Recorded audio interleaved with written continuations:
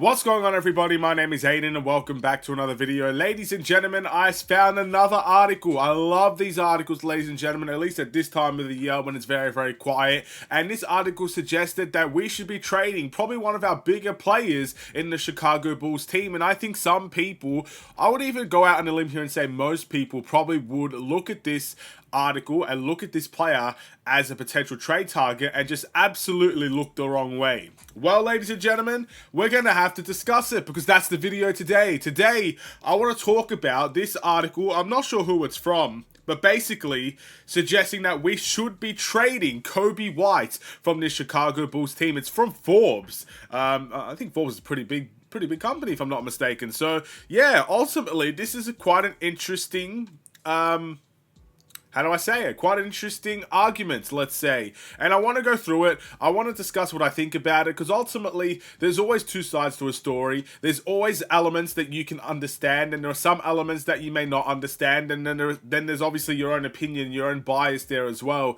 There's so much to dissect in a conversation like this. So let's get started. Before we get any further though, if you liked the video and you want to see more from me, drop a like, drop a follow, and or subscribe if you are new. And let me know in the comments below your thoughts about the Chicago Bulls and the potential of trading Coby White. Do you see it happening? And ultimately, do you agree with this article giving the reasons why he should be traded from the Chicago Bulls, essentially? Now, there's a whole lot of in my opinion, parts I don't even understand when I'm reading an article like this. But basically, it's not because Coby White's not good enough, and it's not because Coby White isn't a valuable asset to the Chicago Bulls or anything of that nature. It's not like the Zach LaVine situation where Zach LaVine is kind of not really wanted here anymore and he wants out. It's not that situation in general whatsoever, but it's mainly because of the idea of his extension coming up. Now, I believe he has 2 years left on his deal from his 4-year deal. Or 3-year deal. I'm not entirely sure what his contract even is. That's pretty sad. But ultimately, his extension is coming up, ladies and gentlemen. And it's something we need to think long and hard about. He's on a very, very team-friendly deal. And basically, this article suggests if you cut down all the nitty-gritty stuff, all of the 140% stuff, again, feel free to go to Forbes or read it yourself because there's a lot I don't understand here. The basic reason why this article is suggesting we should trade Coby White is that if we do not overpay Coby White, or in other words, if we do not give him the max contract, then other teams essentially can offer a very similar deal to what the Chicago Bulls can offer. Now, normally, when you keep a player long term, and normally when you keep players in general, you have the ability to pay more than anybody else when it comes to the financial side. It's often the reason why players stay with their teams. It's because they can get a better financial deal with their current team than going elsewhere. And maybe that is the case. With the Bulls, it's actually still the case. But that's only the case if we decide to overpay Coby White, pay him a ridiculous amount of money, or do what we did with Zach LaVine and give Coby White that max contract. Now, let's be honest. As much as Coby White has thrived with the Chicago Bulls team, I think we can all safely say he is not a max contract player. And he should not be treated as such. And if we did do that, I would definitely question the Chicago Bulls. But essentially, the fear of not getting anything in return, and the fear that since we probably won't be getting, or we won't be paying him a max contract, or ridiculously overpaying him, teams are going to come in and swoop in and offer very similar money to what the Chicago Bulls are doing. Basically, there's no security in keeping Coby White. There is a chance he could walk for nothing, and the Bulls should not be in the situation where they lose someone like Coby White and the caliber of Coby White for nothing. So, let's discuss it. That's basically the whole reason why they have suggested to trade Coby White. Like I said before, it's not because he's not good enough. It's not because he doesn't have potential. It's not because he wants out of Chicago or anything like that. It's basically because there's a risk there if you decide to pursue and keep Coby White on a longer term deal with the fear that he may not come back, especially if the Bulls are not competitive. And you know what? I can see where they're coming from here.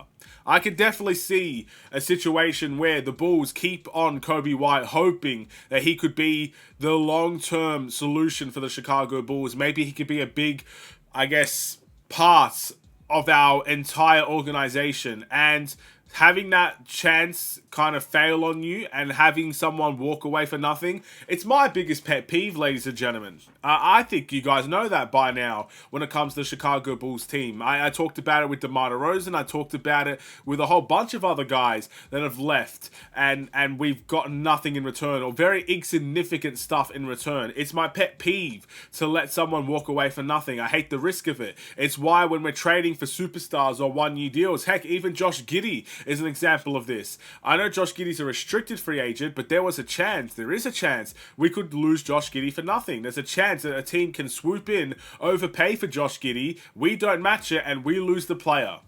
There's a chance of that. And there's a chance of a lot of things coming by, in my opinion. So I can definitely see where they're coming from in that standpoint.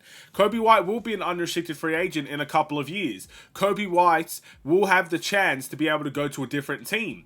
And the Bulls may not be competitive in a couple of years' time. So why should Coby White stay with the Chicago Bulls when there are other teams out there, probably more competitive teams out there, that could go and compete, that could use a player like Coby White to go and compete, a better environment, a better situation? Why would Coby White turn that down to stay with the Chicago Bulls? Well, again, that's where I can fully understand where this article is coming from.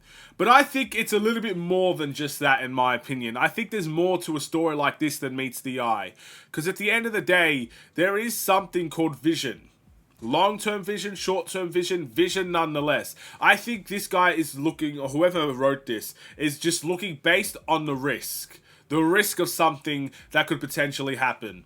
But I think they need to see the vision of what's happening as well. Coby White is a very young, very good caliber player, and at least for these next couple of seasons, he's going to have an opportunity to really shine with this Bulls team. An opportunity he may not get if he gets traded. If he gets traded, again, they mentioned contending teams and asking for a decent amount from contending teams. If he goes to a contending team, let's say he goes to the Boston Celtics or something like that. Let's say he goes to the Denver Nuggets. Let's say he goes to the Minnesota Timberwolves. Whatever the case may be, you can pick a team that you consider as a contending team. His opportunity to actually play meaningful, big minutes, play, as a key guy on a team, those things go down dramatically. And I think for a player like Coby White, these next 2 years are going to be crucial for his development. And I think that is where it needs to be. It needs to be in Chicago. A crucial moment for him and a crucial moment for this team. So that's the short-term vision of what I see Coby White doing. Long-term, obviously, for me to want to kind of keep Coby White around and for me to believe that he will stay around, we need verbal, in my opinion, a verbal agreement. Something that is not necessarily written in stone, but something that we can get behind. If Coby White comes out in 2 years' time and says that he wants to re-sign with the Chicago Bulls, for example, then that's where you get your long-term vision from. That's where you truly believe, okay, there is a future here with Coby White. There is a destination here with Coby White, and he wants to be here. Because right now, I have no fears about Coby White leaving the Chicago Bulls. But when the time gets closer, there will be fear from Bulls fans, from Bulls players probably, from the management, whoever it may be. There might be fears that Coby White will leave the Chicago Bulls. So, verbally, I think we're going to need something from Coby White in the near future, or maybe not even in the near future, in the distant future, that allows us to believe that we will be able to keep him long term. And of course, other teams may be able to offer him something. That is true. We could very well see our financial package go down dramatically because we don't want to overpay him. And the Bulls, at the end of the day, they're not necessarily a team that likes to overpay.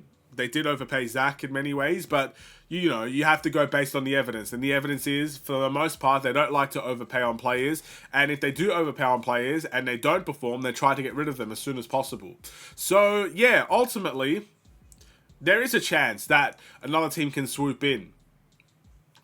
I guess the counter argument to that is that Coby White did accept a team-friendly deal. He didn't have to do that, in my opinion. And that's what makes me believe that there is something here with Coby White and the Bulls, that he wants to be here. He could have waited out his restricted free agency. He didn't have to sign the first contract that came his way. I kind of felt like he did that because it's a very team-friendly deal.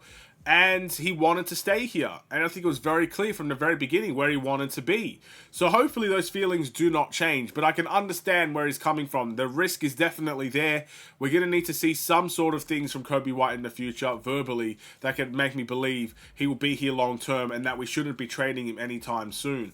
Thank you guys for watching. Drop a like and a follow and or subscribe if you are new, and I will see you in the next one. Stay safe, stay healthy, and stay tuned for more. Take care and peace.